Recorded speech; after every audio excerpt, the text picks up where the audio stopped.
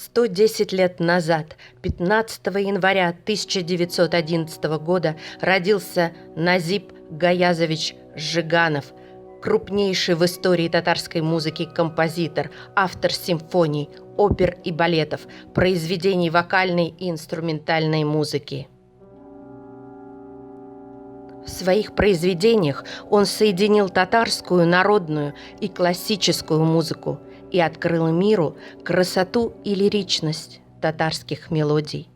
Многие сочинения Назиба Жиганова были признаны на международном уровне.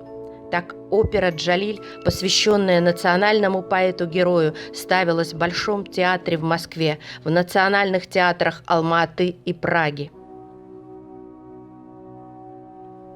Среди сюжетов произведений Жиганова много сказочных тем, основанных на древних эпосах татарского народа.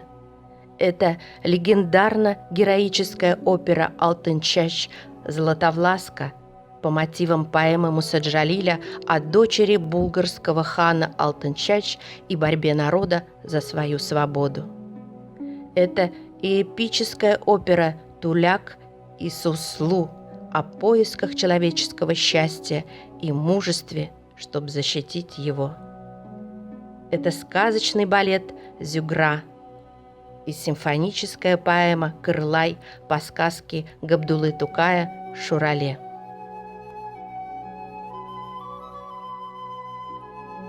При непосредственном участии Назиба Гаязовича были созданы практически все учреждения и организации музыкальной культуры Татарстана: Казанская консерватория, Театр оперы и балета имени Мусы Джалиля, Союз композиторов республики, Государственный симфонический оркестр Татарстана.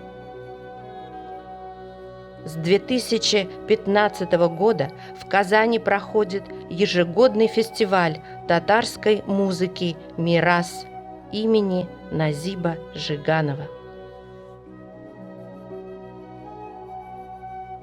В Казани на улице Малая Красная, дом 14, есть музей композитора.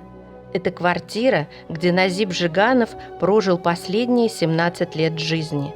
Там хранятся уникальные предметы, документы и фотографии.